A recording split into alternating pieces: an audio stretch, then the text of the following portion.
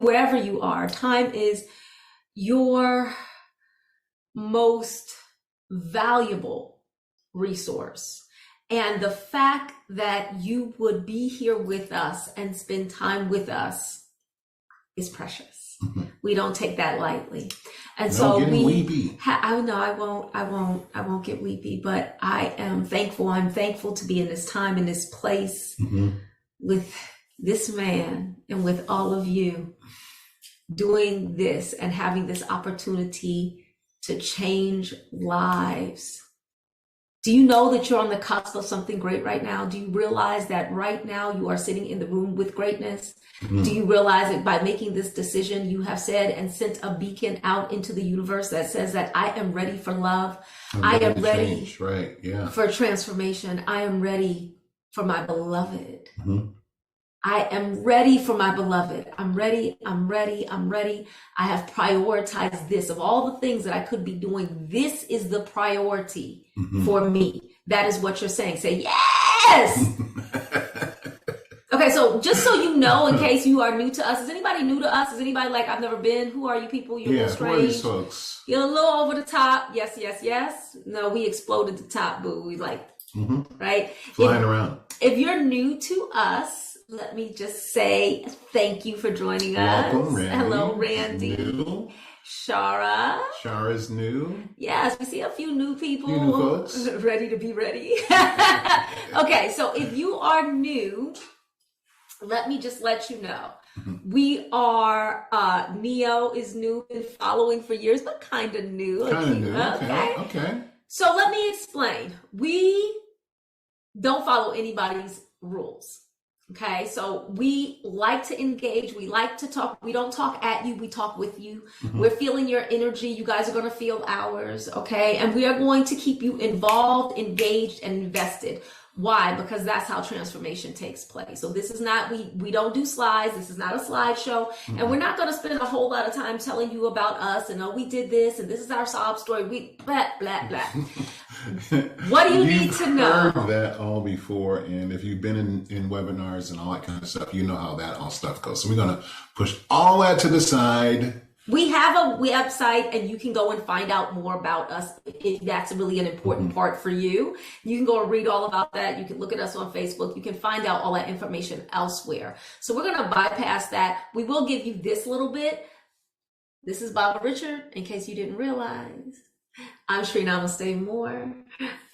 We are deeply and passionately in love with each other. We have been together for about 2 decades now. Here. Oh my gosh. Here in our blended family on this planet in this wind, but we've actually been together for thousands of years. And our purpose is to return the masculine to men, return the feminine to women, and return men and women to each other. And that's what we are doing here. That's why we're here today. And that's what you need to know. We have one goal, and that is to return men and women to each other so that you can live your legendary life, make all the money that you want, create the biggest, baddest empire if that's your thing, and live the life of your absolute dreams. If you're with us, say yes! And if you say yes, just type it in the chat so we know that you're with us. So that's how you keep yourself awake, okay? And also you are creating neural pathways that say, I say yes to love. So when we say yes, it's always saying yes to love. You're saying yes to you. It's really not about saying yes to us. Okay. Okay. Awesome. Okay. So that's the stuff that you needed to know. Let's get into it. Hateful eight. 8 things that are blocking, getting in the way, stopping you from getting to your legendary love, the thing that you want, you desire, you've been longing for. So, we'll start. We'll start with the Hateful Eight. We'll jump right into it. Start with number one. Number one. Number one. You are listening to the wrong people for relationship advice. Meaning that you are listening to people who are unloved and unhappy. Unloved and unhappy. Now, we realize that there are a lot of people in the world who teach on relationships, who teach on dating, who teach on, well, this is what you need to do, and this is what men want, and this is what women want, and this is what men should do, and this is what women should do, and this is how it should be. and all of that, right? But the issue is that, that's not even counting the people in your life that aren't teachers, like your parents, your friends, your family members, right? Your besties, okay? The people on television, the TV programs you watch, all of those things end up being things that inform upon TikTok. Thank you. TikTok is a big one, yeah. Things that inform upon your relationship advice. In other words, you're taking that in, you're consuming it, and you're believing that this counsel is well met and well matched. Okay. And the reality is that unless a person is well loved and ecstatically happy, they really are not qualified to give you relationship advice. You know why? Because you give from your overflow. Right. And that's how you know that these folks are not on the right wavelength to be on your counsel, meaning that everybody's got a counsel. Those are the folks that you look to for expertise in this particular area. Now, when you look at those folks' energy and attitude and focus, it takes a couple different forms in my estimation. One is extremely elaborate complaining. It's like, men suck, and let me tell you why. Women are horrible, and let me tell you why. And amening those types of things in that vein. And that's like telling, you're trying to go to have a really good meal at a fine restaurant, and somebody's standing out front saying, listen to me. I'm emaciated. I have not had anything to eat. I can't eat here. And I don't even like food, but you should take my opinion about where you should be having dinner. No, we have to say no to those people. Why? Because they don't like or love the opposite sex. Right. Now, this is interesting because most people don't realize that they don't like or love the opposite sex. But ultimately, that's what it comes down to is if a person has limiting beliefs as far as women or as far as men, what ends up happening is they're going to give from their overflow. A person can only give you what they themselves have. So we're not demonizing people. We're not saying these people are deliberately trying to harm you. That's not the case, which is why it's so easy to listen to them because they love you. They care about you, right? That they seem so well-meaning and they're so genuine and authentic in how they're saying what they're saying. And that's why it's like, yes, I should listen. But the reality is everything that sounds good isn't true. Okay. And a lot of the teachings and the offerings and the little quippy sayings, you guys can put some of those in the chat, the little quippy sayings that you hear are really born of pain. Okay. And so you want to stop listening to the wrong people for relationship advice. Just ask yourself, does this person have a happy relationship? That's a simple enough question. Yes or no? Are they like, or is their relationship more like this? Well, I love them, but let me tell you what I know. Well, I love them, but how men are. I love them, but how women are. I love them, but. That's tough. It's tough to deal with. Can you even see that they are in a relationship? That's a whole nother one. Many times, no. That is fascinating. It's how often those who actually teach on relationships, no partner to speak of or to be found in their, you can look high, you can look low, but there's no other person there, right? And that's because we can all have opinions, but opinions are not expertise. I want you guys to write that down. If you're taking notes, write it down, type it in the chat, get engaged in that in some way. Opinions are not expertise. So what this means is you are going to recapture your own mind, your mental state, your thought processes, so that you stop confusing a person's opinion with them being an expert in the subject matter, because everybody has an opinion, right? Everybody has an opinion, and everyone is entitled to their opinion. But that does not mean that you need to allow everyone's opinion to carry weight in your life. Right. They have to earn their place in speaking into your life.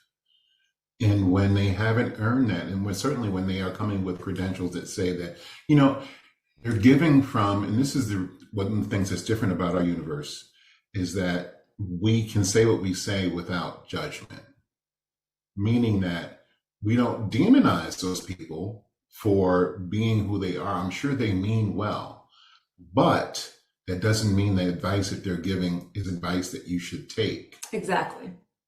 So Exactly. they can Exactly. do them and, go ahead, do your thing. But Exactly. if you are desiring love, if you are desiring to, be with your forever person, you want to take advice from people who are exemplifying the very thing that's, they've got credentials, they've got receipts, they've got, they are where you want to be. Exactly. Exactly. And that's why our students, that's why they listen to us, because when they look at it, they've seen us. Some of our students who are here tonight have been in this universe for 10 years or more. So first of all, we're not going anywhere. And secondly, they've actually seen us. They've been in spaces with us. They watch us. They've met some of our children. All of our children are adults. They've met some of our children and they see, wow, you are who you say you are. I've watched your relationship. I've seen it in all different forms, and you guys are who you appear to be. And they're watching our people get married, person after person after person, find their beloved. I think is the best thing about it. It's like, for real, folks that, when we met them, they were single and, they weren't thinking, they were like, I don't know how this is going to be different. It's like, it's going to always be this way. We're like, nope, that's not true. Yeah. This is what you need to do. And now you listen. Happily married. So that's the first one. Mm-hmm. Okay. So you're going to stop listening to people who don't have your best, who have opinions, but don't necessarily know what the heck they're talking about. Right. Okay. That's your first block. Blowing it out the window. Okay. Here's your second false flag. You don't understand the difference between dating and dating for marriage. And this kind of fits, everything is always intersecting with each other, with other things, right? Mm-hmm. So this is kind of one of the reasons why many of your experts are giving you counsel that does not work. Because being a dating coach is not the same as being a mentor, a coach, an educator that can teach someone how to date for marriage. Because dating in general and dating for marriage are completely different. Mm-hmm. Say that. Dating in general and dating for marriage are completely different. So here's what they have found. Here's what the studies have found. How we date and what we do when we are looking for a short-term engagement, there are a specific group of activities, actions, and behaviors that we take when we are doing things short-term, specifically in the area of romance. For instance, we lead with what? Attraction, right. We lead with, ooh, he's cute. Ooh, she's got a banging body, right? Mm-hmm. We lead with all of the fun stuff, like, hi, I love it. Oh my gosh, I love seeing. He makes me laugh. He's so funny. Oh my God, he smells so good. Mm-hmm. We both have a love for a high-end tequila or whatever. Right. Yeah. We do shots together. It's awesome. It's wonderful. Yes, that is completely different. That track is completely different than dating for marriage. Because dating in the short and like that it ensures short-term success. So general dating is based on, I want to find somebody that I like. I want to find somebody that I laugh with. I want to find someone that I can have a good time with. Mm-hmm.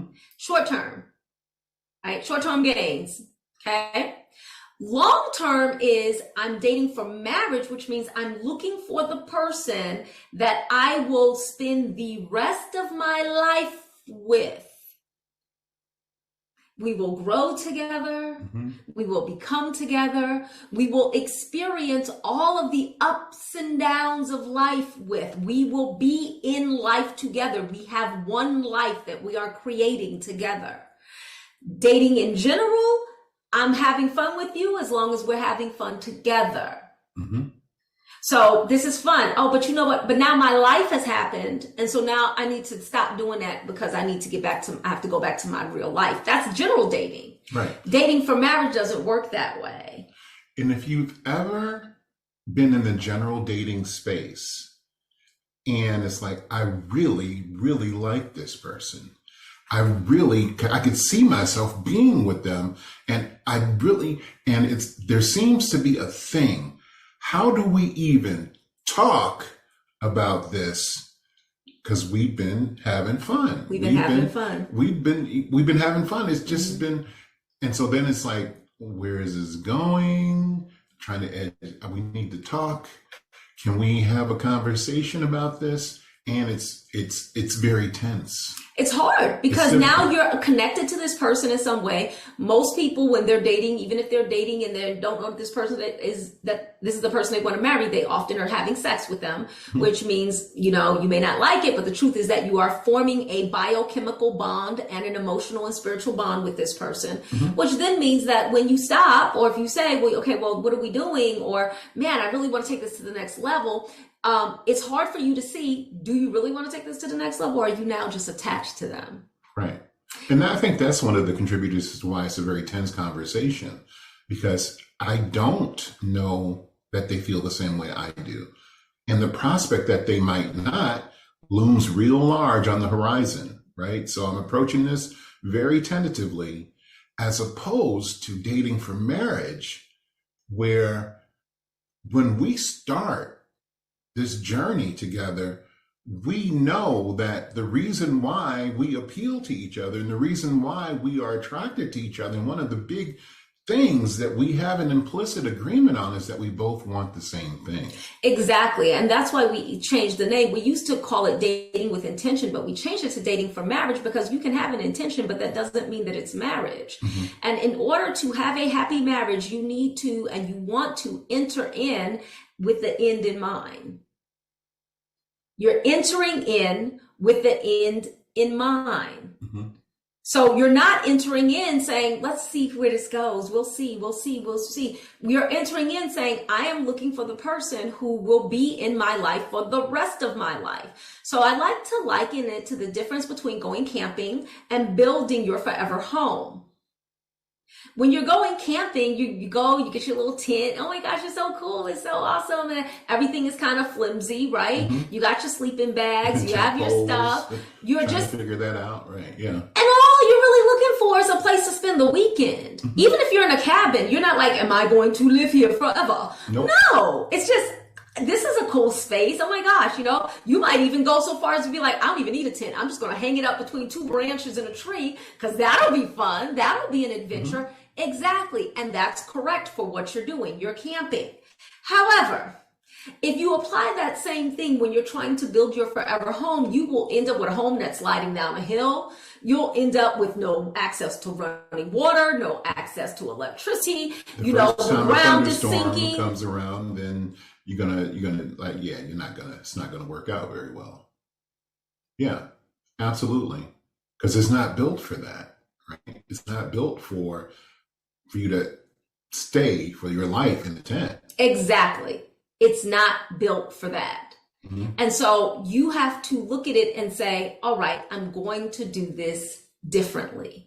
And when you date for marriage and you do it correctly, what happens is you end up with different outcomes, because you're listening to experts who know what they're talking about. Okay? Absolutely. So the third thing is, you think you already know how to find a spouse because you are attractive and smart in other areas of life. Yeah, that's always a big deal. That's always a big one, right? Yeah. I'm so smart. Right. And you are beautiful. You're gorgeous. Very handsome. Very striking. You know how to enter a room. You're very well put together. That does not necessarily give you the expertise that you need in order to date for marriage successfully. No, it most definitely doesn't. They call that in corporate, they call it the halo effect. Yes, I love it when you talk about that. Yeah. The halo effect is, it's like you acquire this omniscience. Like people, you look at somebody like Elon Musk, arguably one of the richest people in the world. But if you look at the interviews and the articles, the questions that people ask, they tend to believe that because you've had this business success, you are arguably the smartest person in the world. And you should, I've seen interviews that ask them all kinds of stuff. What do you think about the future of old people? Do we need them? What about longevity? And his answer was predictably like, let me think about that. Right. And it's like, no, I think we could do things to live a long time, but I don't think we should. And then what he said, and I quote, he said, in order for us to make progress, people need to die. And I actually kind of agree with him. He said, because the people who avail themselves of extreme long life are going to be the people who maybe you might not want to see them, for 200 years doing what they do. I'm like, and we could definitely go into that, right? About the benefits of it. We could be like, oh, well, because that's the thing. We can go into it. The reality is that Elon Musk is not a specialist on longevity or anything else. He's very good at what he does, but that doesn't mean we should take advice from him for should people live long lives or not. That doesn't make him an expert. But the tendency is to, because you have areas of your life that you have done very, very well at. You have your areas of genius. You have your areas where you have thrived. You have the areas where you have definitely gone deeper and further, and you have success in various fields of endeavor in your life. But that does not automatically mean that you know how to find a spouse. Yeah, those skill sets don't necessarily transfer over, right? No. And what can end up happening is that you can, because most people don't see that they are believing this, but here's a sure thing, a sure way that you know that you are believing this, because you're not married yet. So it's either that there's something that you don't know, that you might think you do, but you don't, about what it takes to choose a spouse and to find one, or the other option is for you to believe this kind of fatalistic thing that there's just nobody out there, which if you really believe that, you wouldn't be here. So we're not even going to pursue that line of thought, but we are going to challenge the inner ego, if you will, the inner shadow that says, no, I do know. Until we are willing to acknowledge that you don't know, you can't find them. You can't find them. You can't find her. And that's the hard truth, but it's still true. And it really comes from love, because once you do accept it, it's like, I know if something is beautiful or not. I had to go and learn how cars work, for instance, and what makes a car that's worth having, for instance, or what do you need to look at when you're looking at the structures of a house that you need to pay attention to. I can look at the square footage and, the layout is perfect. And does it have these things that are important to me? But as far as the underpinning that is actually going to make it a home that is worth occupying, that part, I don't know. And in fact, if you don't know that part, you can actually have things that you love and you want that actually are like, no, you don't. You just think you do. Yeah, you can see that a lot in people who live places where the grindy roads and things like that. And it's like, man, this is the perfect place to put a house. Not really. No, looks nice. Yeah. Great landscape. Really. Yeah, but when the land starts shifting, it takes that house right with it. So there is something to be said about expertise. And here's the cool thing. Expertise, even though you may have the experience and say, well, I'm beautiful, I'm smart, I'm, CEO, I've done this and I've done that, have all these accomplishments. There are certain areas in which other people have the expertise that I need. And the cool thing about being you, because you're a smart cookie in so many other areas, this expertise is transferable. Yes. So what you want to say is ask yourself this question. And if your answer is yes, then go ahead and put it in the chat, right? I am willing to learn what I don't know. I am willing to have the things I think I do know challenged. If that's true, say, yes, I'm willing to learn what I don't know. I'm willing to have the things that I think that I know challenged, right? Because that's the only way to really have a growth mind. Otherwise, your mind is fixed and you just end up staying where you are. That's the nature of things. Just treading water, yeah. Right? I have to be willing to learn what I don't know, and I have to be willing to have the things that I think I know challenged. And that's what makes the difference. Baba and I were married before. Even though we've been together for 2 decades, we were married before. Yep. And Baba was married for almost 20 years and I was married for 10. So it's not like commitment was the issue. But what we realized before we started our relationship was that we did not know what we did not know in our last relationships. If we had known what we found out, we would not have chosen those people. Okay. And so our desire is not just to help people date for marriage, but to assist them and support them to get married and stay married. We don't consider it a win when it's like, well, yeah, I got married and now I'm thinking about getting a divorce less than a year later. That's not a win to us. A win to us is you are growing with that person through all of the ages and stages of your life, which are going to change both you and them. That's what marriage is really about. Marriage means to bring together in such a way that it cannot be separated again. And that is what we seek. That's what we show you how to build. Now, if you just want to find a person to get married and you're hoping that they die pretty quickly so you can get their money, I know that's a thing out there. That's a strategy, in those internet streets, right? Or her money for that matter, because there's a lot of sugar mamas out there too. You know, or you're just like, you know, as long as I get married and well, I'm sure we'll figure it out on the back end. Then what we teach, that's not what we teach, because the things that we are giving you step by step, line upon line, precept upon precept, process upon process, system upon system, is to govern you and allow you to have something that can last forever and will last forever. That's the whole point. Right. Okay. So I'm willing to learn what I don't know. I'm willing to have the things that I think I know challenge. Yes, yes. Holy yes, please. Yes, get married and stay married. Yep. We believe till death do us part is a destination, not a pejorative. You know, because a lot of times in the collective, you know, it's like, oh man, till death do you part, meaning you're stuck with this person. No, till death do you part, meaning that until we transition until the next phase of our existence, I am content and happy and ecstatic to be on this journey with this woman. And with this man. And you know what? I always say that this lifetime and the next. And the one next, after that. And the next. And the one after that. Because I would not want a lifetime without you. Okay, good night, everybody. No, we're not.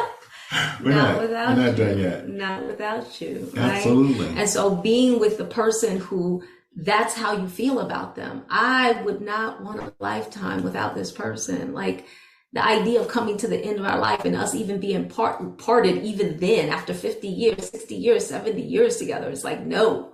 Let's hurry up and get back around so we can find each other again and do this thing again. Or better yet, we're just going to run around the slide, something else.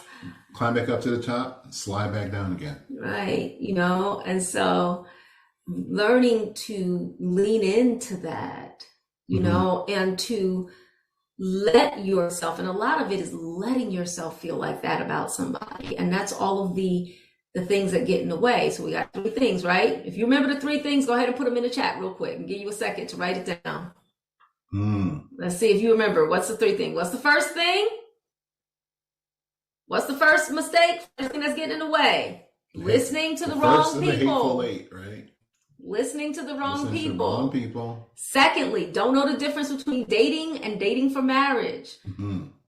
Third, you think you already know how to find one because you're so smart in other areas. You're so accomplished in other areas, right? Exactly. So here's the next one. You are dating based on a previous relationship and what went wrong before. Woo! This is what most people think is learning. This is what most people think is learning. Like, all right, I've had my heart broken. Right. Yeah. Well, like one of the old President Bushes said, fool me once, shame on me. You fool me, well, let's just say you ain't gonna fool me again. Right. I'll never do that again. Never do that again. So everybody has something that went wrong. Has anybody in here never been in a relationship? If you've been in a relationship, say me. If you've been in a relationship, say me. Just tap that. I've been in a relationship, right? Most of you guys have probably been in a relationship before, right? And so something went wrong. Otherwise, if nothing went wrong, you would still be with that person. Yes? Something went wrong. It may not have been a horrible thing, but there was something, right? I saw one person that said, I have not, or 2 people who said, I've not been in a relationship. Okay. So something went wrong. Either you chose the wrong person, or you were the wrong person, or you didn't know what you were doing, or you were, you guys weren't having the kind of conversations that you needed to have. You didn't know. Something was off. Mm-hmm. Otherwise, you would still be with them. Yeah. Maybe the lack of flexibility. Whenever you had a disagreement, it was extremely hard to recover. Maybe some of you didn't recover from a disagreement. Now, here's the issue. When you have been in a relationship that went wrong, mm-hmm. meaning that you ended up not being with them for whatever reason, you can take away from those outcomes and from those experiences the incorrect lessons. So maybe you were really loving that person, like you really love them, mm-hmm. and you were so trusting. And then they cheated on you.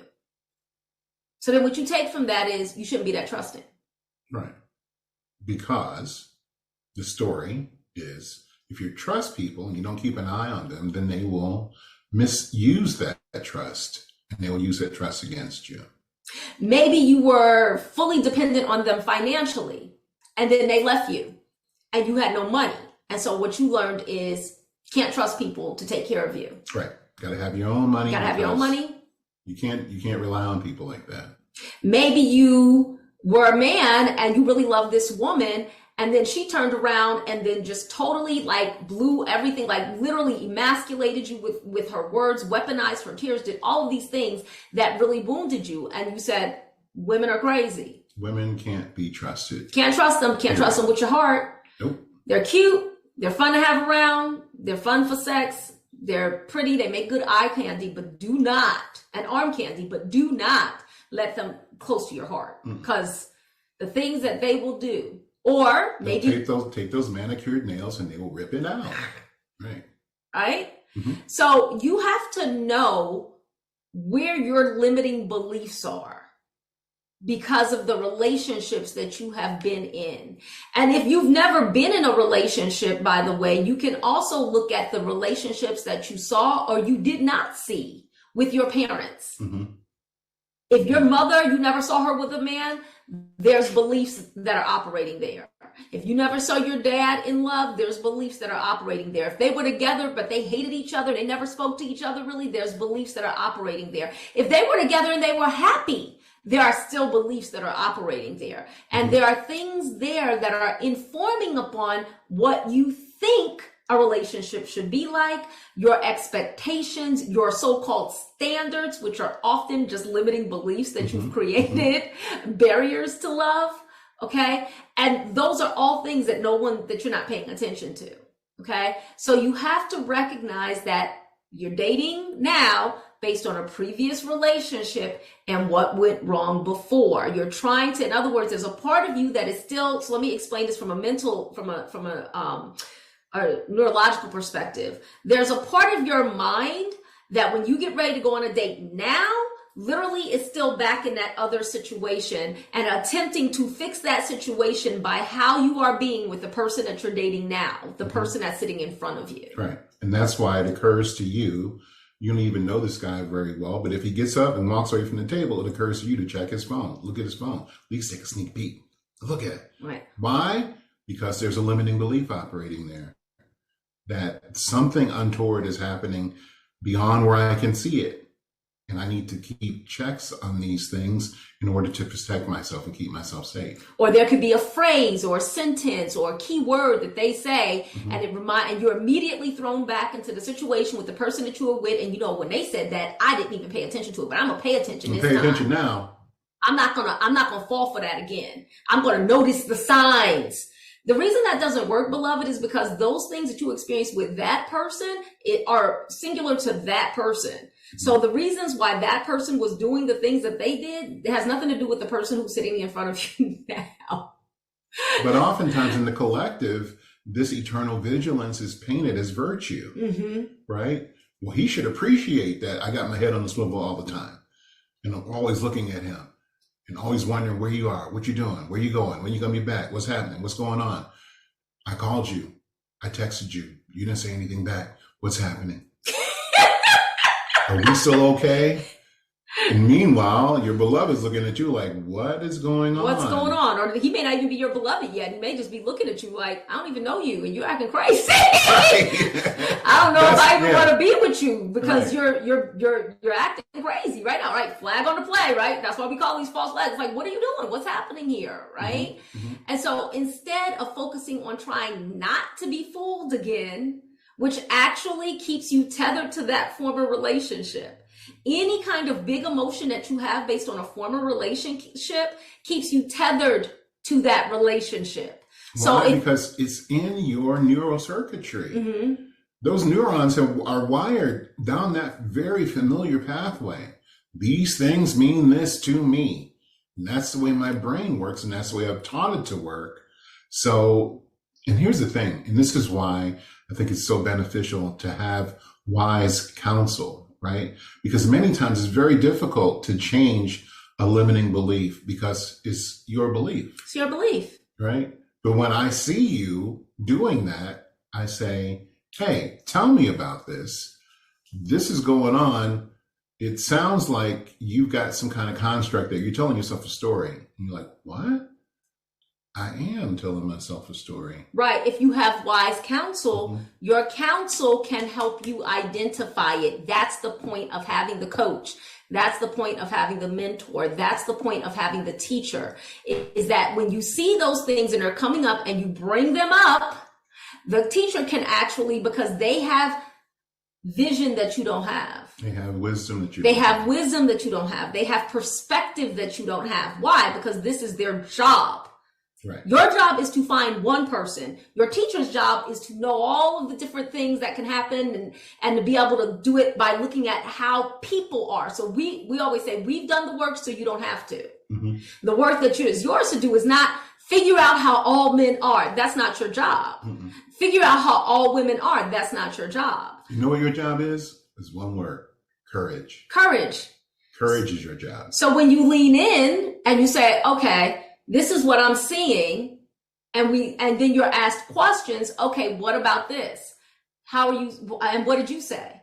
And what did they say? And what else did you ask? And what did you think when they said that? Now we've unearthed some things and we can tell you really clearly, yeah, or you know what? Let's work through that limiting belief right there so you can get on to the next step in a very specific way that is unique to you. That's the beauty of having a coach and a teacher, is that you get that kind of very specific guidance that is going to navigate you through much more quickly. Okay. Mm-hmm. So dating based on a previous relationship and what went wrong, instead, what you're going to focus on is the things that you desire.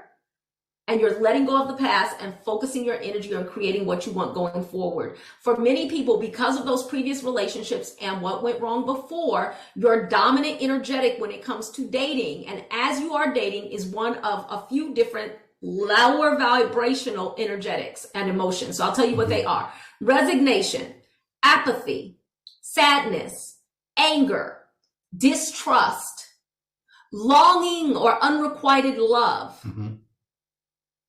Regret, guilt, shame, fear, disappointment. So I've named about what, 8, 9? 8, 9, yeah. Which ones of those are yours? Yeah, ouch. Oh, ouch. I know. Mm-hmm. I know. It's okay. It's okay. Unrequited love, shame, fear, all of the above, right? And so anger, yeah.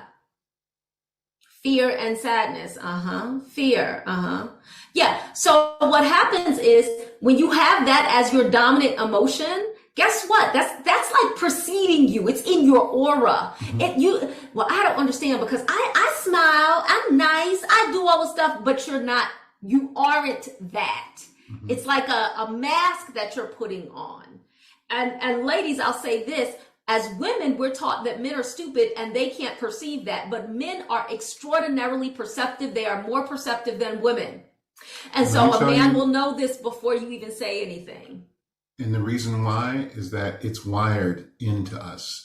Civilization has persisted because of men's ability to sense intent at a distance. It's like they don't have to, when they get close to me, then they can poke me with sharp things. I need to understand what's going on with them energetically while they're still on the horizon. And of course, we're in a modern time now, but that internal intuition, that wiring still exists. So he may not have the words. He may not be saying anything about it, but he definitely peeps your game when you are leading with that kind of energetic. Right. So this is what women have the words, men have the knowing. So what ends up happening is, because as women, we have all the words and we read all the things and we've done all of the self-help and self-motivation and personal growth and communication, nonviolent communication, higher level of communication, emotional intelligence. We've done all of that. So we've got tons of words. And so we are using our words as either shield to defend, sword to protect, right? And so what ends up happening, but he can perceive, but a lot of times men don't speak the word. So the assumption is, well, he don't know, because when you ask him, he doesn't say anything. Or he doesn't care. And I promise you, both of those are not true. Neither one of those are true. He does know, and he does care a lot. And men, that's another difference between men and women, is because a lot of times women will be like, well, I know because of this and that. She'll give you her. Men are just like, I have no idea why. I'm just feeling like this. And he'll just walk away. I don't know. She should feel a little crazy to me. And it's like, well, wait, but what happened? Just something there. Right. Something's going on. No. Something's going on. I'm just a no for that. No words or nothing. Well, because you're assuming that if he knew, he would have the words, and that's not the nature of men. Okay. Mm-hmm. And so, and that kind of, I want to say this too, because a part of that, because of what went wrong before, is the contempt that you may hold the opposite sex in. We're socialized to believe in justice. And when someone has wounded you, somebody needs to be punished for that. And so you start creating these situations and these ideas in your own mind about what men are like based on your choices in men. Ooh, I know that hurt. I know. I'm kissing a boo-boo. I know it hurt. I know. You've made all kind of assumptions about the nature of men because of the choices that you've made in men. You've made all kinds of assumptions about the nature of women because of the choices that you've made in women. Instead of saying, okay, you know what? This is about, those were my choices. I chose, because people always say, well, you keep attracting. It's not that you're attracting him. That's not the issue. The issue is that you were also attracted to them. That's the part that's responsibility. Right, yeah. Right? Yeah, they were attracted to me, but I was attracted to them too. I was attracted to that. Right? And so what needs to shift then is you have to let go. And a lot of time that's based on those less than desirable outcomes, those painful situations, that now you are looking at all men through that situation. You're looking at all men now through or all women through your less than desirable decisions. Your pain tinted sunglasses. Exactly. Yeah. There are so many amazing men and amazing women in the world who would, like, chef's kiss, like just choice, any of whom you would be ecstatically happy with. It would match you to 11 decimal places. Exactly. But there's things that you have to do to position yourself in that place. Chief of which is getting rid of that story about what happened before. Yeah. And the contempt that you might hold, even if you didn't have a relationship, we call it hidden contempt, because most people don't realize that they have contempt for the opposite sex until we start going into the limiting beliefs that they hold and really unpacking them. And then they're like, oh, wait, I didn't even see that. I did not even know that was there. Because sometimes it's not anything that went wrong. It's something else. Like, when I was a little girl, my father died, he left me. And so now I'm walking around feeling like all men leave. And so I don't even open my heart to really love a man. I wouldn't even know how to do that. I've never seen a woman do that. I've never experienced that. And I just don't trust them to stay. So it's easier for me to be hard like a little brick than it is for me to be soft and tender and gentle, because there's still a part of me that's just a little girl trying to protect herself. Right. That's a very common, and women who feel like that tend to think I'm the only one, but it's like, that is a very common. It's very, very common. And the thing about it is that it's not that those men don't exist. You're absolutely wrong. They do exist.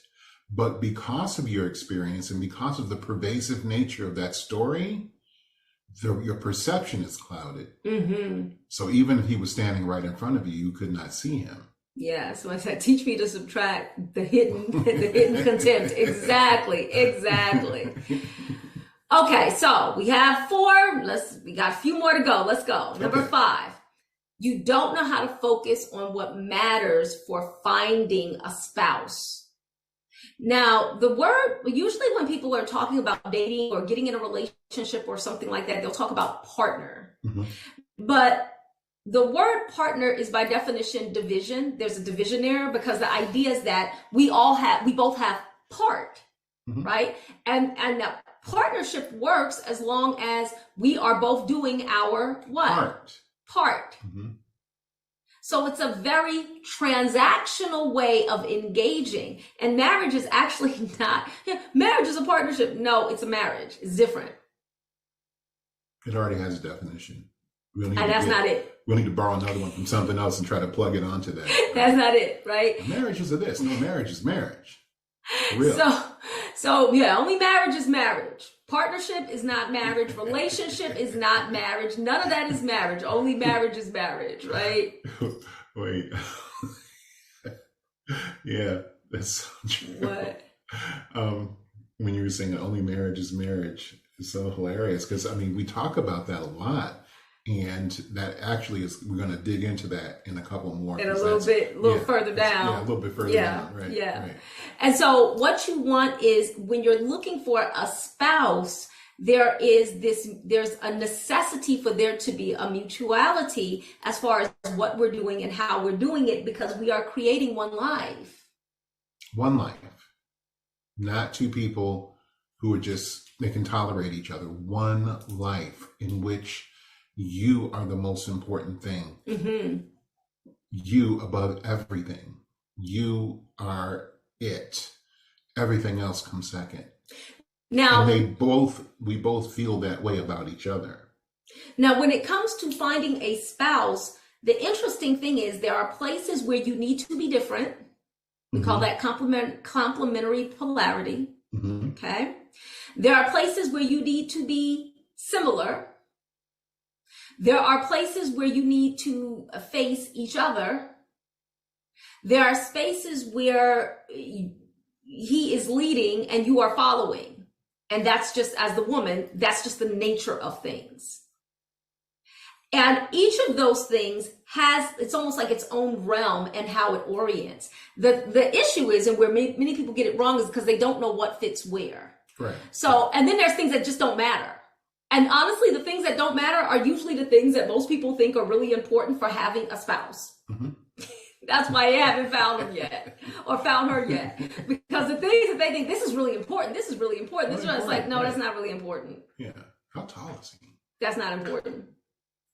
That's important for short term. Mm-hmm. Not so important.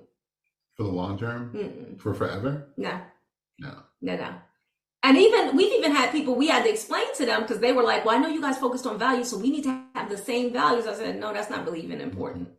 They're like, wait, what? I'm like, no, values is not. And we go into this in dating for marriage. Where does that fit? Because it doesn't fit where most people think it fits, which is, oh yeah, we have to have the same. No, not necessarily. Or just generic good values. Or just good values, yeah, because there's no such thing as bad values. Right. That's the reality. It's just values, right? They're just values. Mm-hmm. But I'll say this, every place where you have judgment is just a wall that you've built to love. And the more judgments you have, the bigger the walls you've built to love and isolating yourself. And so you just ask yourself, how's it feel in there by yourself? Mm-hmm. You start tearing down the walls when you get tired, right? And that is the easiest way for it to take place, is that you take those walls down yourself. Exactly. Right. A lot of people expect, and they've been told from those other folks who we won't talk about anymore, that he should be breaking down those walls in order to be with you. No, and that's not how it works either. That's not how it works. It's not how it works. Okay, so what are the things? We're on number 5. You guys, we got to keep you ready. Got to keep you ready. First one, who are you taking advice from? Mm-hmm. Right? Are you taking advice from the right person? Second, do you understand the difference between dating and dating for marriage? There is a difference. There is a difference. Third, you think you already know. You don't realize that you don't know what you don't know. Right? And that willingness to be shown the things that are standing in the way. 4, you're dating based on previous relationship pain or previous failure, whether it's I'm trying to redo that failure and fix it, or I'm trying to avoid having it again.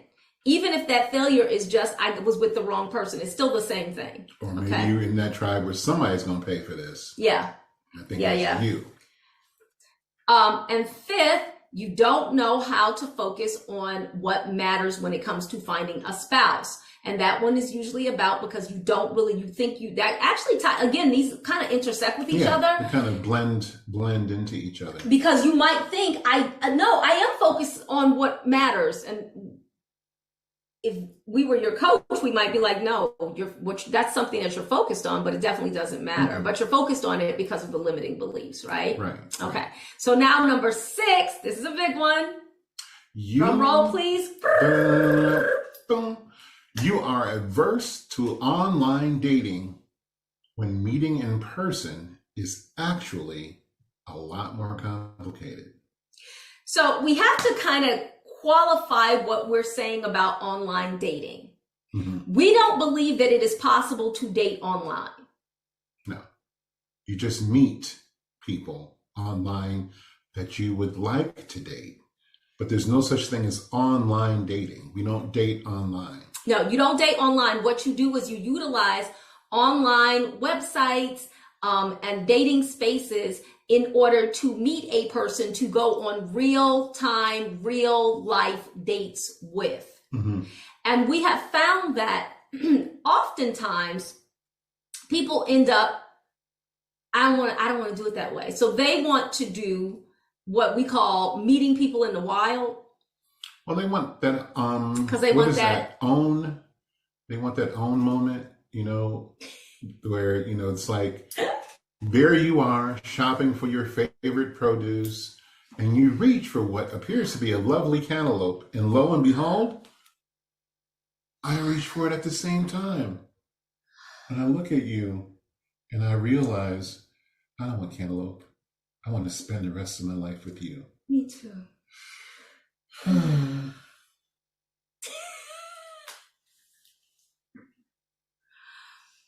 Yeah, at Whole Foods. Yeah, right?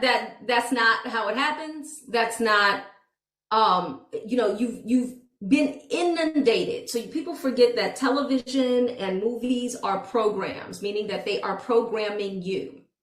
And you've seen these things so many times over and over and over and over and over again, right? If it's not at the Whole Foods, it's you just happen to be, at the Starbucks, or you were on your way to work, and when you at the Starbucks and you both ordered the caramel macchiato or whatever, and it's like, no, you reach for it. That's mine. No, it's mine. And who is this person? Right. And now we're having this moment, and so I call that a Kodak moment. And everybody is looking for that Kodak moment. Mm-hmm. And yours may look a little different, but it's either a romance novel or rom-com or, a sci-fi, like whatever your genre of choice is, but you've got the way. If it wasn't that, you're at yoga class and he comes over and he adjusts you, and then you're like, at the weight room, right? You're in there and you see her, and then she asks you for a spot. And then you spot her doing whatever exercise, and then she's like, you're so manly and so buff. Can you teach me how to work out and other things? And you go, why, yes, young lady, I can. Right, exactly, right? You get a flat, and he comes and he he goes and he changes your flat tire, or somebody's bothering you and he's like, no, and he's like, I've got you. You're at the bar with somebody who you don't prefer, and they're like, let me buy you a drink or whatever. And then he pretends that he's your real date. And it's like, oh, babe, sorry it took me so long. I got a call while I was in the bathroom, but I'm back now. Sorry it took so long. So who's your friend? And then you go, thank you for saving I me. don't know this guy. And he goes, right. Get lost, creep. And the guy's like, fine. Oh, here's another one. You are stressed out and fierce, and you're walking around because you're so fierce and you're so stressed and you're so, your life, and you're just this high profile, independent woman. And then he comes and he breaks through all your walls. Mm-hmm. And he sees you for the soft, sweet, feminine, tender woman that you really are inside, but you've been wounded. No. That's not how that works. That's not how that happens. He's not. You're not gonna be walking around doing your best mean girl in some kind of way. He's gonna see through that and get you. That's no. Okay. Okay. Just no. So instead, when you meet somebody online, so we'll explain to you why it's beneficial. Because when you meet someone online, a lot of those things that you need to know that would allow you to actually relax into the date, you already know. Right. You know the age. You know if they're married, usually married, or if they were married, or so now they're divorced, or if they're single, if they're looking for marriage, you can make sure that you're only dating people who are seeking marriage. Mm-hmm. Okay, if they want children, if they drink, if they smoke, if they do drugs, if they believe in drugs, a lot of times their political beliefs as well as their religious beliefs. That would have taken you possibly 5 dates to figure out, because you would have been tiptoeing around it. Trying to read between the lines, trying to figure it out. And you could have already known all of that information. And also, it's just the time that we live in, but asking the questions to ferret out that information when you don't have it is very uncomfortable for a lot of people. Exactly. It feels like an inquisition of sorts. It's like, okay, well, we're sitting here enjoying our coffee. So what are your political leanings? Yeah, nobody's going to do that. Yeah. What's going on with you? And why are you the way you are? It's like you're asking those questions in the wild, and technology can be our friend, and we can have those answers already. Exactly. Because there's a lot deeper, a lot more important questions that when you're in the dating process, you get to as a result. Exactly. So you get to start where you're starting the conversation where those questions ended up. I saw that I read that so you're already able to have amazing conversations. Isn't that amazing? You're already able to go deeper. Why? Because you already have a starting point from which you can go deeper. Mm-hmm. Gosh, I saw that you were looking for marriage. How long have you been looking for that? Me too. Like, imagine having that conversation on the first date as opposed to, well, let's see, how do I bring this up? At some point I would like to, because I don't want to scare them off. Yeah, because then it feels like when it's coming after the fact, it feels almost like a setup, and that's not your intent at all. Right. And so the other person comes away from that encounter like, we just went out for coffee and she was asking me whether I wanted to get married or not. Exactly. I'm like, what the heck happened? And all you have to have is that happen 1 or 2 times for you to develop the belief that men or women don't really want to get married. Mm-hmm. Because your brain is a processor. It's just the nature of your neurology. Your brain is a processor, and it's always trying to form patterns. It's always trying to form patterns. So if you go out with 1 person, 2 people, 3, it doesn't matter. And you have a conversation like that. Your brain says, avoid this behavior at all costs, Right. because men don't like that, women don't like that, nobody wants that. You need to stop doing that because you're getting negative feedback, but you don't understand why. And so your brain does not tell you why, it just tells you don't. Don't do it. So then you start carrying around with you a limiting, now you've got a nice, healthy limiting belief that's following you around everywhere you go. Mm-hmm. That men don't really want to get dated. Nobody's serious. Nobody really is. Everybody's just out here. You know what? People out here playing games. That's the problem. And now you're listening to, whatever angry person who happens to speak the language of your pain and your emotion. Mm-hmm. They seem to be your teacher because they are echoing the beliefs that you already have inside. You guys get it? Yes, yes. So this is why, come on, yes! If you gotta say yes, come on, let's see it. Let's do it. Got 113 of y'all in here so far. Got to keep you active. Why? Because dating for marriage is an active process. It's not passive. No, it's not passive. It's not a spectator sport. You are actually on the field. Yes, exactly. Yes. So what you want to do is really lean into that and say, okay, you know what? If I learn somebody, I'm learning so much. Thank you. So what you want to look at is, okay, well, if I meet somebody online, then a lot of these first conversation things that are so challenging and so awkward and weird, they've already been done for me before I even met them. Somebody liked me online. Okay, that's awesome. And then I look at and they're like, oh, I'm just looking for something casual. I know that's not my person. I don't even have to waste time going on a date with them. Right. Another thing too. I say thank you and keep it moving. Another thing too, on the other side of that, is that one of the things that we teach you is how to put together your profile so that you're actually attracting the people who you actually have something in common with and would be a potential good match for you. Yes, and we show you, we'll even look at your profile and tell you exactly what the issue is and why you're attracting the people that you're attracting. And so, it's pretty amazing. It's pretty awesome. Okay. Mm-hmm. So stop being averse to online meetups or meeting people through online vehicles. By the way, you have a digital body now and a quantum body. You're living in this time. You have your quantum body. You have at least a digital body. Some of you have also installed the quantum body.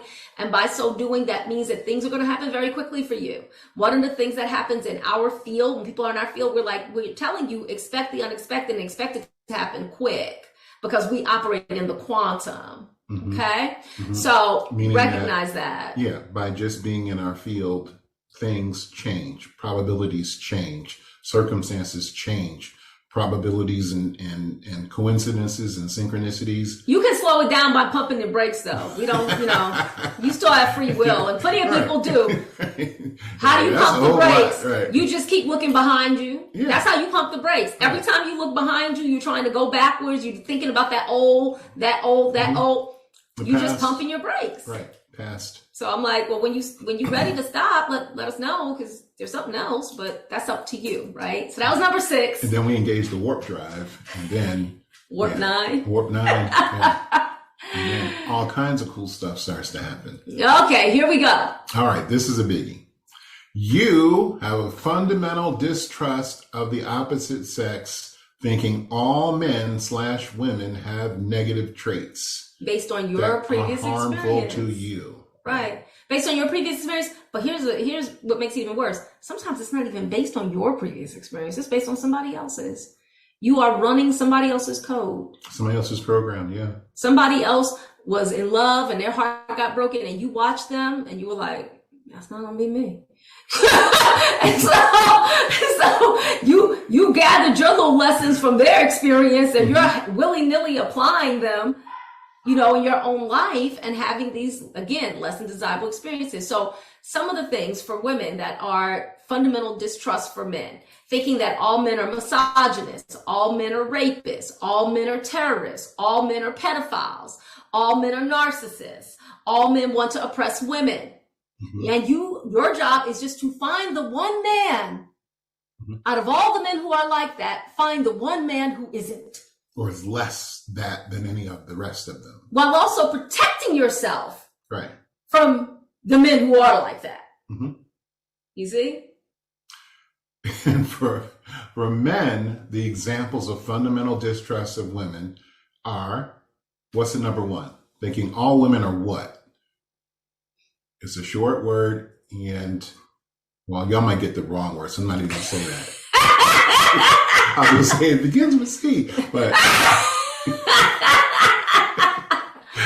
yeah. So what do men think? All men are gold diggers. No, all women are gold diggers. All women are crazy. Yeah. Dramatic.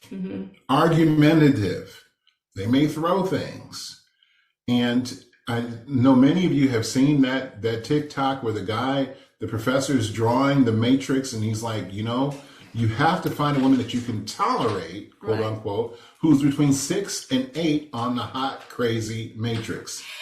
And the interesting thing about that is that the math starts at 4, not 0 for women. The implication being that all women are at least slightly crazy. Crazy, dramatic, argumentative, throw things. Women will have a tendency, they will cost you everything because they will lie about you. Yep. All lie women about are you, lie abusive, to you. Right. And that's how it goes. What I'm finding fascinating right now in the chat is that women think that men think that all women are gold diggers. And I will say that is not really true. There are men who tend to look at women as gold diggers, and those are usually men, they feel that way because they do not have the capacity, they don't see in themselves the capacity to provide. Yeah, usually men who can provide don't say that. Usually men who see women that way don't have much gold. So they're like some kind of crazy leprechaun. They're always like, no, me gold got to protect it. Right, because men who have money and are financially prosperous and are good there don't mind sharing it with their beloveds. They just don't. They have a tendency to have generosity. The men who are worried about gold diggers are, like you said, it's because they don't have any gold. So they're very concerned about somebody taking the flakes and the dust that they might have. Yeah, okay. I saw an interview recently with an NFL player. He's retired now, Shannon Sharp. And he was saying that, he's at the pinnacle of his broadcasting career, but the reason why he doesn't have somebody in his life is because he concentrated so much on football that he was a horrible boyfriend, he was a horrible father, he was a horrible spouse, and he was now, with all the money that he has, he's like, this doesn't mean anything if you don't have someone to share it with.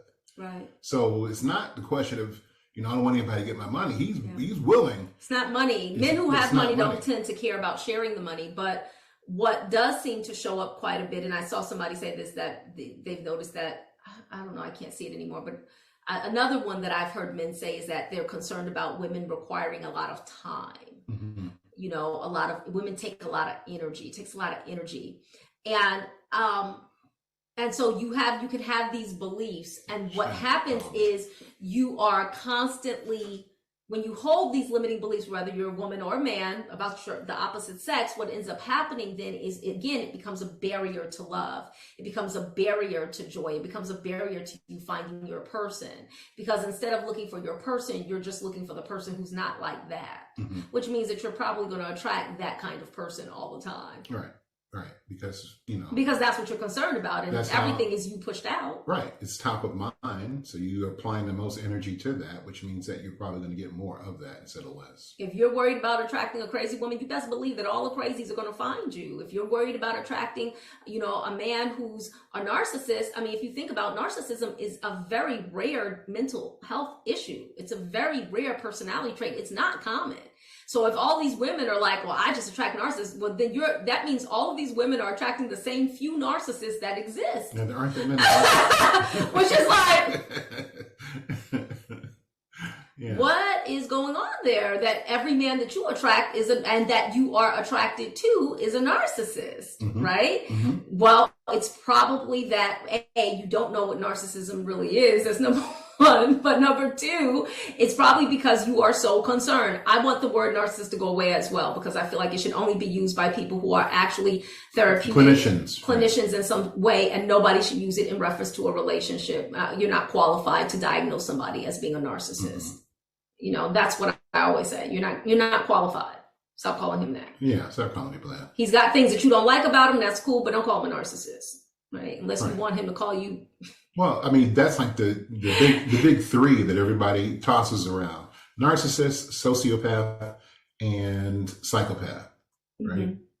Which are and misogynist for men. They always call men yeah. misogynist. He's a misogynist, and I'm like, that literally means that he hates women.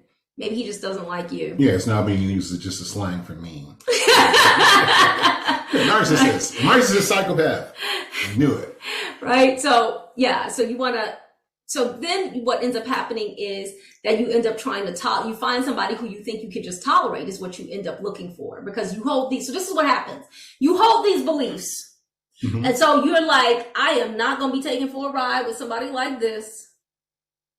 So I'm just waiting. I know what's in you. I'm just waiting for it to show up. You get that little fake smile that doesn't reach your eyes. Right? And it's like, how can I get everything that I want to get out of this relationship before you start showing me the traits about yourself that I know are going to make this not work? And why do you believe it's not going to work? Well, because that's your history, right? And you believe that the future is going to look pretty much like whatever you've experienced in the past. Right.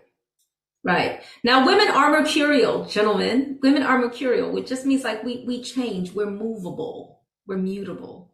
But that doesn't make us movability, crazy.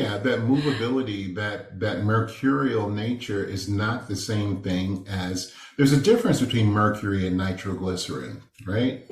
Nitro is, liquid and it flows and all of that kind of thing too, but it's extremely unstable. If you've seen any movies where they were messing around with nitro, it's like, don't drop it. Why? Because it will explode. And that's what a lot of men feel about women, is that, if you don't, rub them the wrong way and they will explode. So you should be very careful because they're prone to explosion. But that's not the same thing as being mercurial. Mercurial is that she's changeable. She's different moods. She's different ways of looking at the world. And many of those things under that mercurial umbrella are actually an asset to the masculine life. Exactly. And when you know how to engage with them, when you know how to utilize them, and when you know how to identify what those characteristics are in the woman that you're dating, right? And men are stoic. Men have a tendency to have a stillness and a stoicism, and they tend to be very direct. They know what they want. That does not make him a narcissist. Right. Him understanding that there is a difference between you being a woman and him being a man does not make him a misogynist. In fact, those characteristics that are different that he is highlighting usually are the very things that he appreciates in you, is those distinctions. Absolutely. So that does not make him a misogynist. And so that willingness to see and understand that his stoicism means that he doesn't talk as much, that does not make him emotionally unavailable. Ladies, please stop thinking that men are emotionally unavailable. If a man is emotionally unavailable with you, it means you have not earned the right to his emotions. That's all that's saying. He's not just generally emotionally unavailable. And them showing you their emotions and sharing them with you is a privilege and an honor that he grants. It's an act of deep trust to let your beloved, let your woman see you, like for real. That's an act of deep trust. And many times, that is not opened up in the masculine by, like using a hammer. It's not. You can't shame him into that. And his emotional availability is not going to be seen as show up in the way that you think it should, no matter how many, emotionally intelligent books that you've read, most of which came from a more feminine perspective. His is going to show up significantly different. And it's the ability to understand that will allow you to have and get your needs met and everything like that. Right. So yeah, it's really a big deal. Okay. All right. So number eight. You think you can live your life sequentially and add marriage later and not prioritize it. In other words, I'm prioritizing everything. I'm prioritizing my business. I'm prioritizing my education. I'm prioritizing my healing.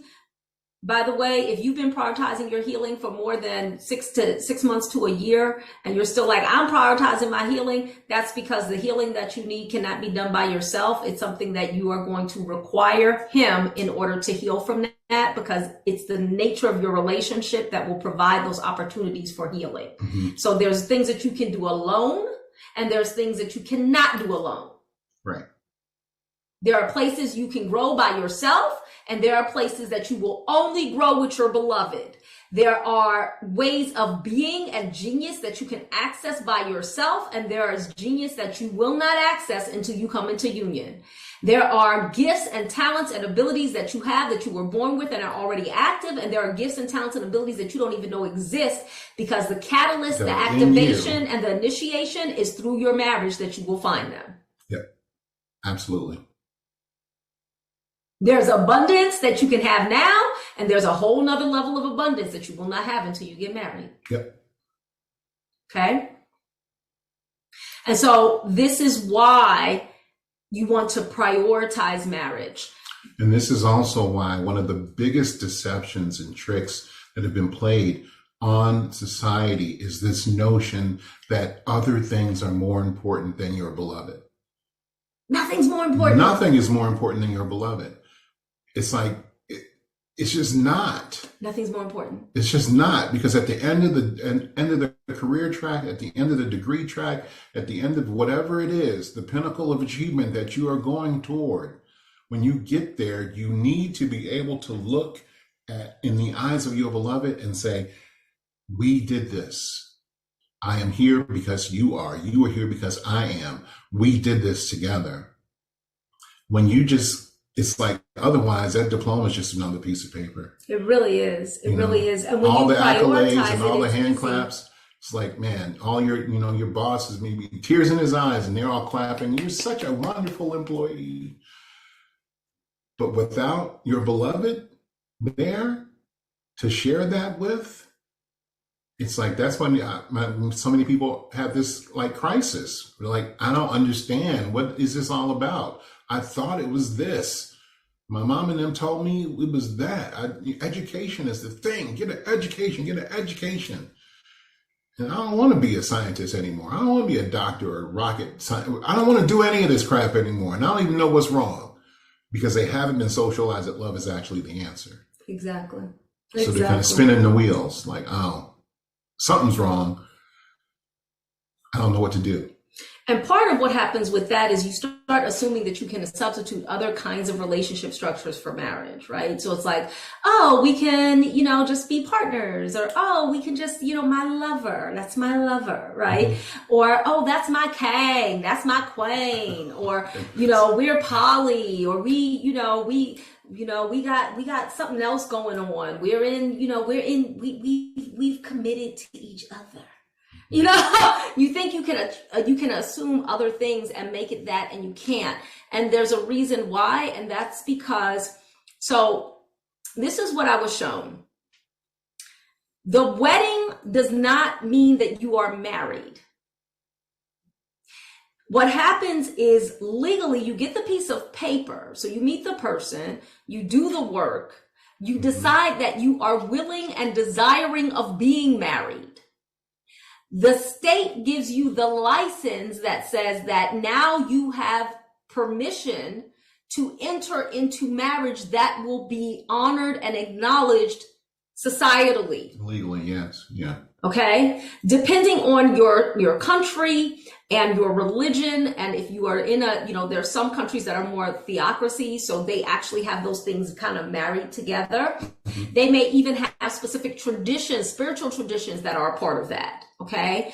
But it may or may not be true. Then you add, if it's not a part of your country, then you add the spiritual piece. You go to your imam, you go to your pastor, you go to, whoever, the priest or whomever is the person, or it may just be your shaman. It may be whoever. You're officiant in some way. And you're saying, we want to do this. So now who's involved? Well, if you're having a wedding, then you're bringing in what? Your extended family, your friends, your loved ones, your familiar members. Yeah. So you are literally you've brought in the structures in the society in which you inhabit. This is going to determine your union influencing that which pertains to the state, which is, of course, your money, your rights, okay, and what they are going to accept and promote as far as your union. Then you bring in the spiritual piece and you're saying, okay, now I'm bringing in my gods or God and saying, will you honor this? Will you stand watch over this?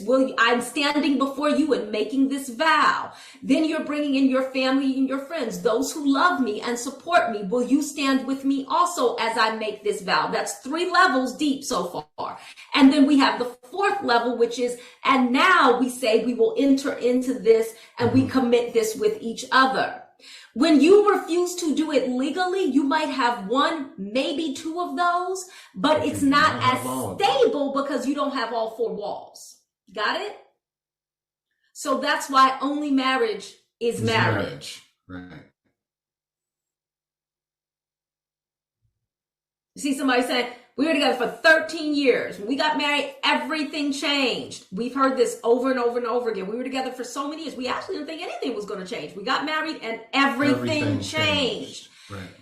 So it does matter. Those energetic circles that you described are relevant, which is why they have been in place as long as there have been people. There's always been this implied agreement between family and tribe and society and deity.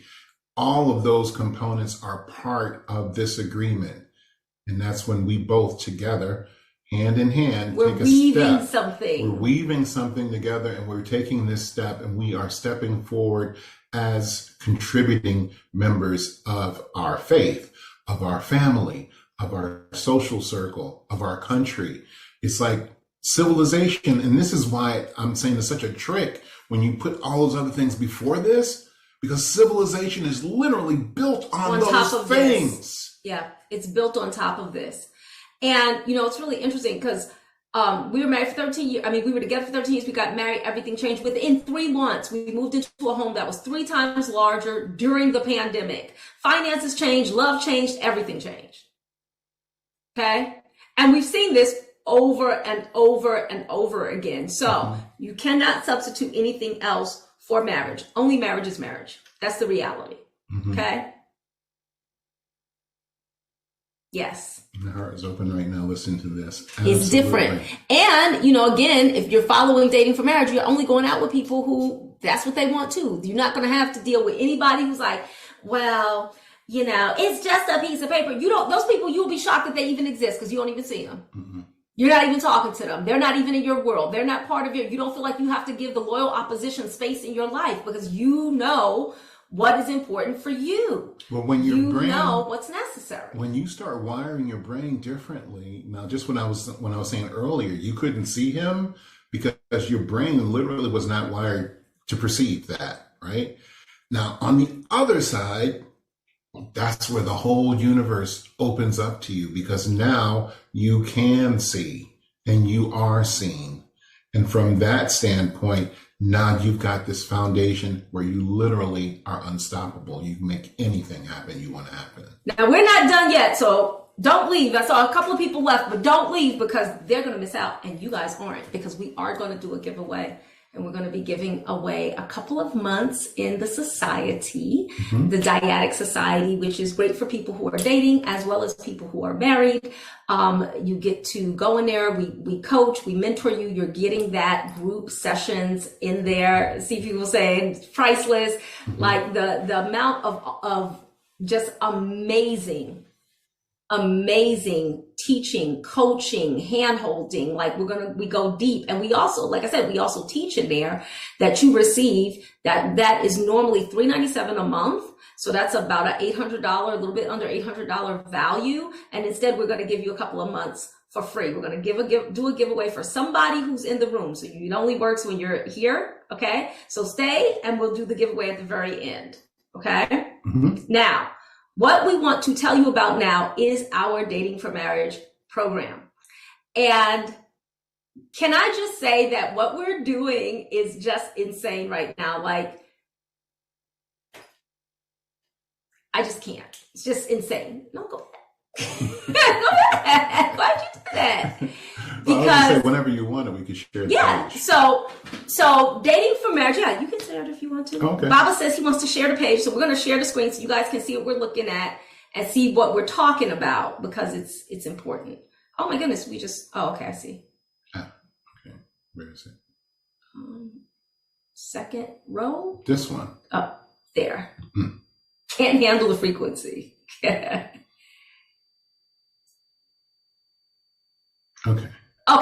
There we go. Hopefully, okay, you guys are seeing what we're seeing. We just glitch. Isn't that crazy? Yeah, that happens. Okay, so this is the Dating for Marriage. This is the sales page, if you will. There are 7 sessions and 14 recordings in Dating for Marriage, and you receive 1-year access. This is our offer that we actually guarantee. And what we say is that you will be engaged within 1 year. If you do what we tell you to do, the way that we tell you to do it. Okay? I always have to say that. That's the courage part I was referring to earlier. There are some components of that courage. One is the courage to be seen where you are, wherever stage you are, as opposed to showing us your representative, right? So that takes courage to be like, this is what's going on with me. This is what's happening. And that's essential to this. But the other thing that you have to have courage for is to actually live up to the thing you were typing earlier that said that I'm willing. So this is where that willing piece those comes things in. Challenged. Yeah. This is where that willing piece comes in, right? And, we know that if you've been here this long for over an hour and a half, we don't have to convince you. You know that marriage is important, right? If you know that marriage is important, say yes. If you are ready to get married, say yes. If you're ready to have your forever love, say yes. Just type it in the room, because I believe that you already know these things. This isn't something that we need to convince you of. This isn't something that we need to explain to you that marriage is like, we've already done that, right? Mm-hmm. And so what you need is to know the process. And that's what makes Dating for Marriage different. And you literally call it Dating for Marriage, the dyad, because we hold the dyadic consciousness codes, which are the next evolution of humans. Okay. And the reason we say you need to know the process is because information is cheap, it's easy, and it doesn't mean anything if you don't know how to apply it. And that's what makes Dating for Marriage different. It is a process. And I have to lean into telling you that, because you may be used to, especially if you're on a personal growth and development journey, and you're used to, you grab a book here, you watch some YouTube videos there, you watch some things on TikTok, you listen, you grab all of the free things you can get, you take classes, and you kind of hit and peck and just get a little bit here and get a little bit there and do your own thing. And then you're getting the results of that, right? Right. This is for people who are like, you know what? I don't want to waste any more time, because time is my most valuable and most precious asset. I don't want to waste any more time. I am ready, and I want to do this in a way that is going to ensure my success so I can stop wasting my time. That's who this is for. Mm-hmm. Because it's laid out as a process that you follow. Now, within that process, it is a template, not a cookie cutter. Why? Because each of you are different. You have different gifts, talents, abilities. You have different lifestyles. Some of you are like different all values. About luxury, and some of you are all about wanting to live more natural. You just want, a little cabin in a forest, and some of you are like, I want the biggest mansion. Like, you want different things. You want to build an empire. Somebody else might want to have, a little minimalist thing. Somebody might want to just have, a tent at the farmer's market. Like, everybody has different things. So this is not about making everyone the same. This is about showing you the process by which you can identify and be chosen by and choose your forever match, your forever person. Okay. So you guys can become a pair and a dyad, honor your dyadic orientation, and then go about and have your happily ever after. How does that sound?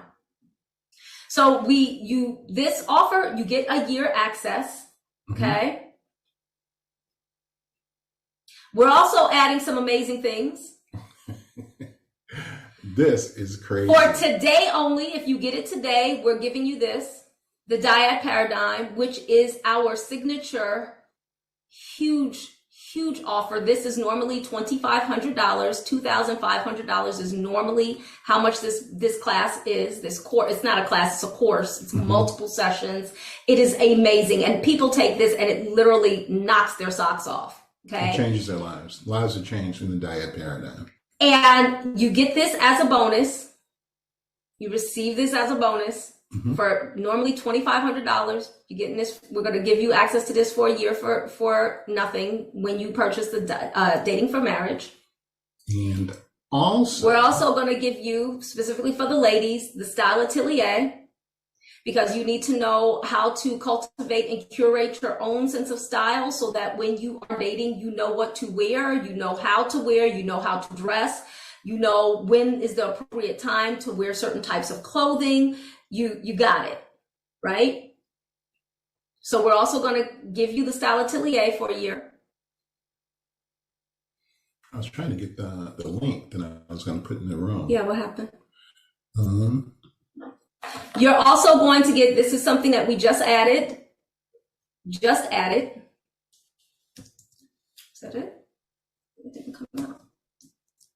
Yeah, I don't think you copied it. I gotta go back to the thing. So we're also going to add something else that we just added. And so even if you're still in Dating for Marriage, and you're currently working through it, you haven't seen this yet because we haven't added it yet, but we have created it. It'll be in your portal today, and that's a Telegram channel. We have one for men and one for women.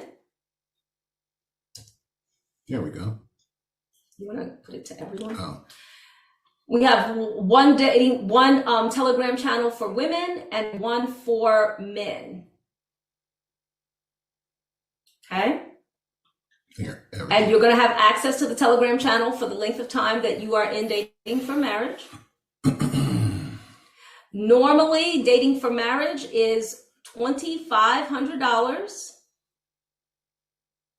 Our get engaged in a year guarantee, by the way, is that if you don't get engaged within a year, then you have done everything that we've told you to do, then we'll give you access for another year. If you did not do what we told you to do in your first year, we're not just going to give you another year because you chose not to do it. You need to sign back up because that's on you. It's not the process that's the issue. It's your application of it. Right. Let's just be honest.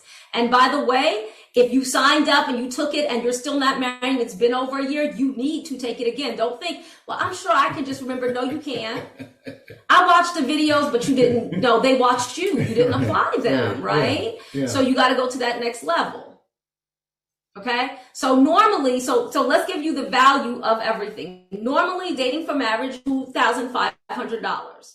Normally, Diet Paradigm is $2,500. Normally, the Style Atelier is what, $555? Yeah. So normally this would all be $5,555, not even including the Telegram channel. We are not going to charge you $5,555 today. We're not even going to charge you $2,000 today. You can get Dating for Marriage today if you sign up today and get all of those bonuses for $1,500 or 12 payments of $150 a month. Now, come on. If you guys aren't screaming in the chat, I'm leaving. I'm going away. Like just. I'm going. I'm leaving. If you're not absolutely enthusiastic, falling out of your chair, like what the heck? I'm out. I'm out right now. This is curse word phenomenal. Y'all can cuss. It's okay. Right. Because really, honestly, we have, unlike most people are like, oh yes, it normally is, but they don't sell it at that price. We sell Dating for Marriage for $2,500. We sell the Diet Paradigm for $2,500. Our Telegram, access to our Telegram channels where we're actually going to respond to things like that is normally reserved for people in our higher end offerings. Okay. So for you to be able to have this access point here right now is insane. And again, you only get that Diet Paradigm bonus if you purchase today. Or in the next, is it today or the next 24 hours, Baba? Next 24 hours. Within the next 24 hours. Yeah, so today, as we saw with everybody, means different. It means something different. So right. we don't want any confusion. So to keep it clean, we'll just say in the next 24 hours. You can't pay the full $1,500, pay $150 a month for 12 months. And guess what? We're still going to give you access today. Yeah. You get access to everything today. Somebody was like, well, what if I already took it?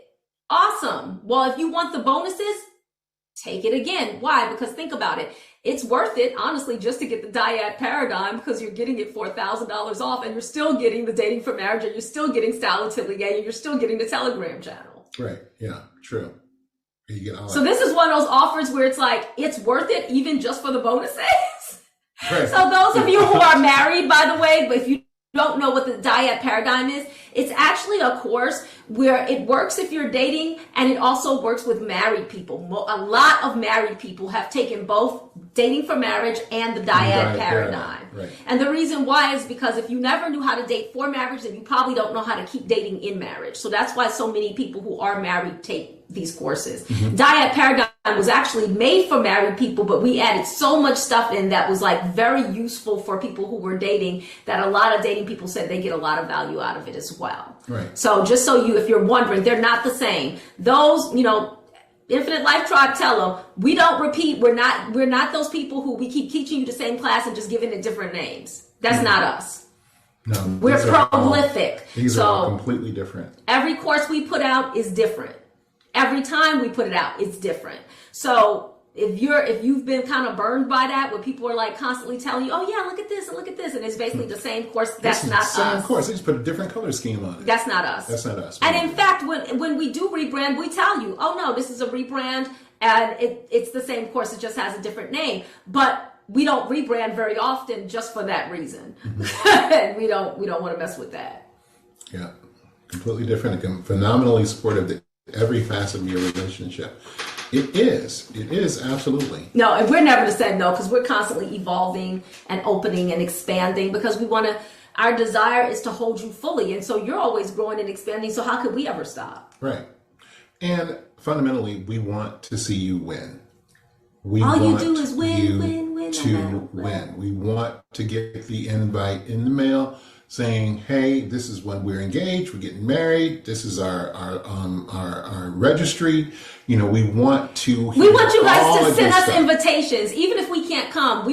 So this is our newest thing, is like, we want to start to gather together the invitation. So even if you're like, well, I know you're not going to come, but send us the invitation so we can start a book with all the invitations for everybody's weddings. That would be just fabulous. And if you want to do that, or if you're like, oh, I still have an invitation, if you got married from working with this work, and you're like, yes, you know what? Shoot an email to the Infinite Life Support, and she will give you the mailing address, and you can send us your invitation or whatever, even if it already happened, because we would love it. Absolutely. Okay. Yeah. God, family, state, and you, and your relationship, you and them. Yeah, there was 4. And that's a marriage. Yeah, God, family, state, and you. And tribe. Yeah.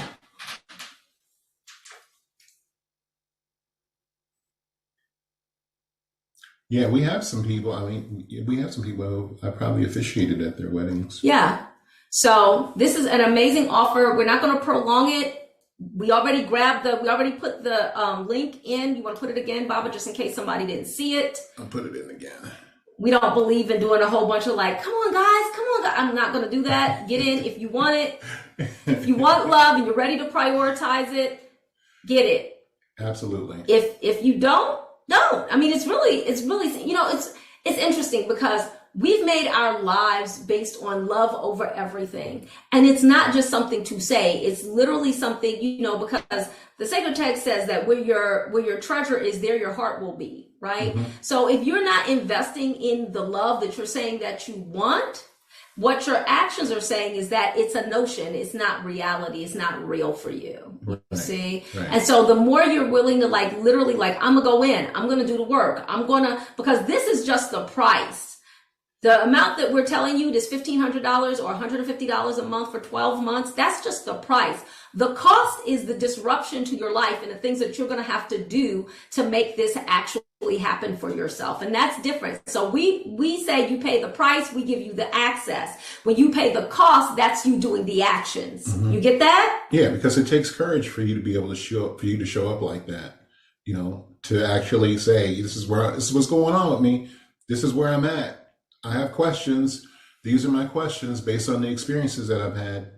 Thank you, MJ Murray. Exactly. God, family, state, and the vows to one another. Exactly. Yeah. Okay. So somebody said, they're in dating for marriage now. They've been married for 12 years.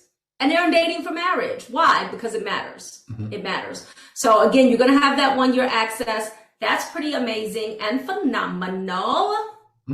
Okay, so I'm going to pick, I see that there are 80 attendees still here. Oh, and by the way, when you place your order, you're probably going to see a little surprise pop up too. So be on the lookout for that when you're placing your order. Oh, yeah. Okay? Yeah. Okay. So I'm going to go over here and I'm going to look at the random number generator. Or maybe is there a wheel? Wait. Random number. A random number generating wheel. And does it give me an option? Can I say yes? Okay. So I want one number between 1 and how many of you guys are still in here? 81. 81.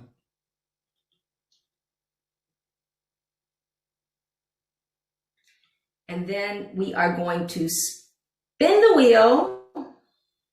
Okay. Spinning the wheel. The wheel's spinning.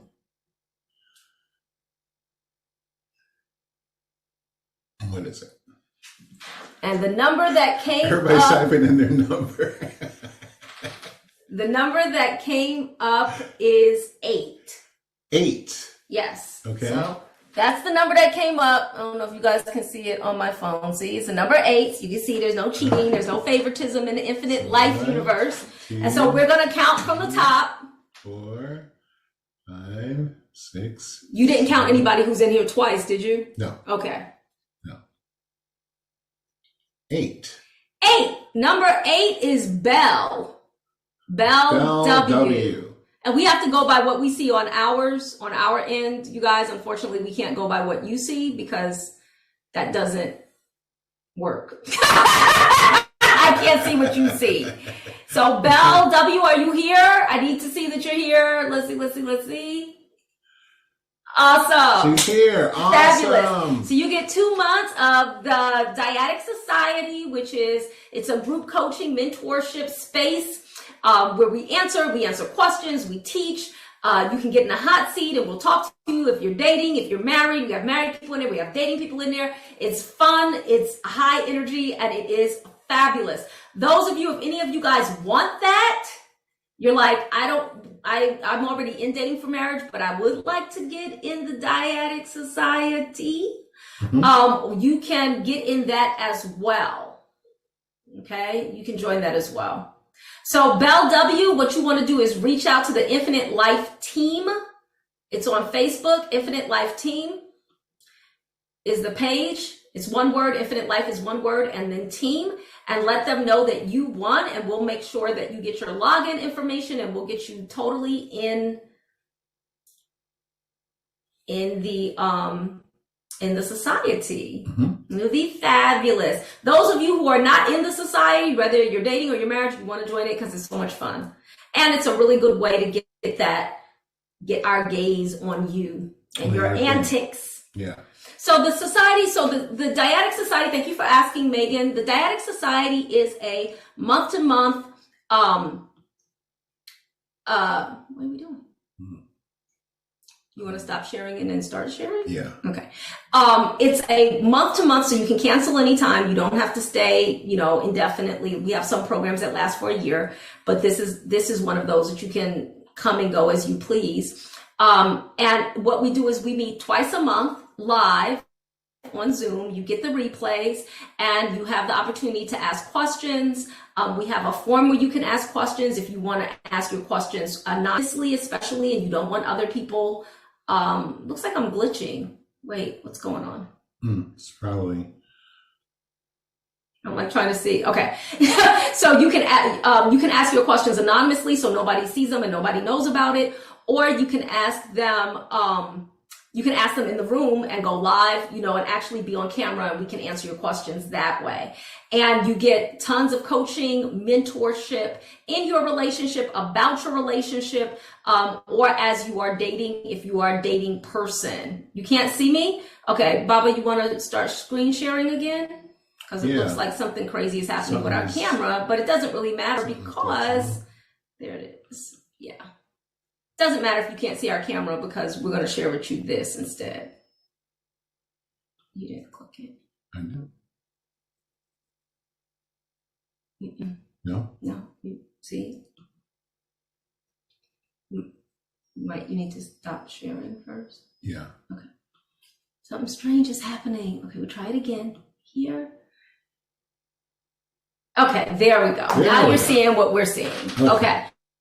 And so you are, this is what the Dyadic Society, there are 52 recordings. That was when we updated the sales page. There's more now. Mm-hmm. So not only are you getting whatever you're getting during your time in the society, that we do live, but there's also 52 previous sessions, and each session is at least an hour. Most of them are closer to 90 minutes or 2 hours long. Okay.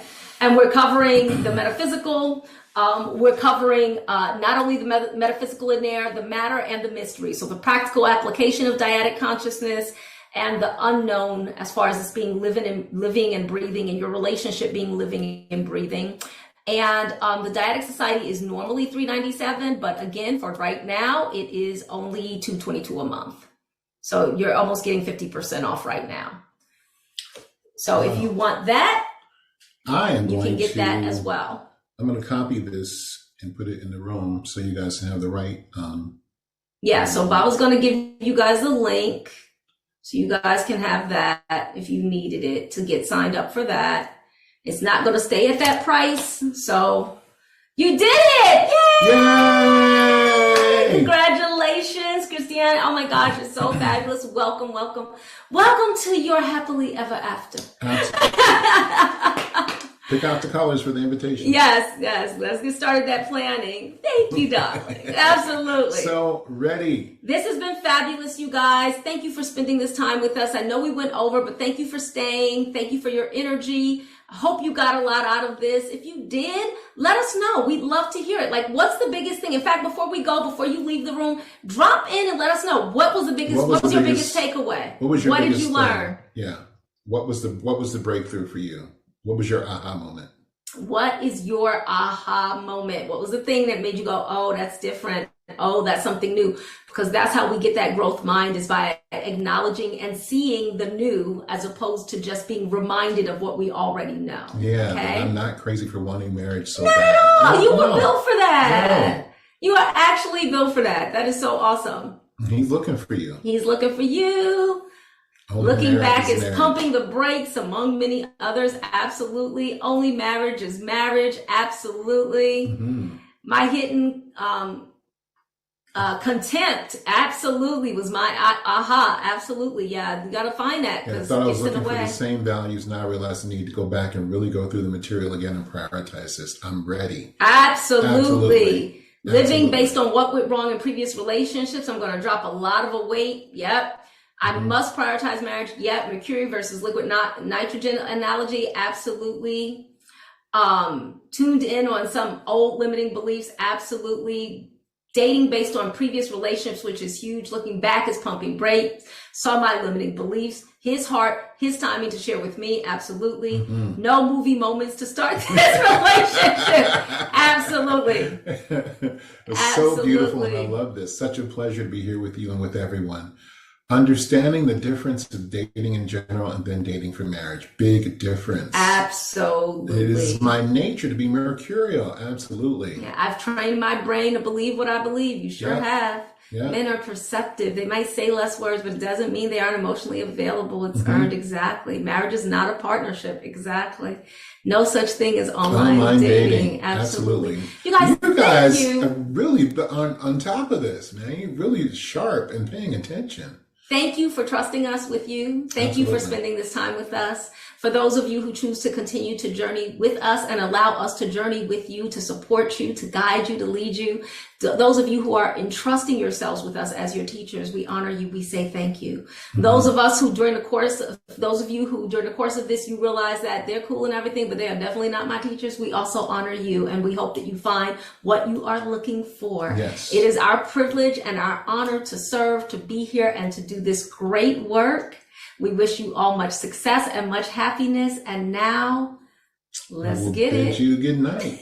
Let's get it. See you next time. See you guys later. Bye-bye. Good night.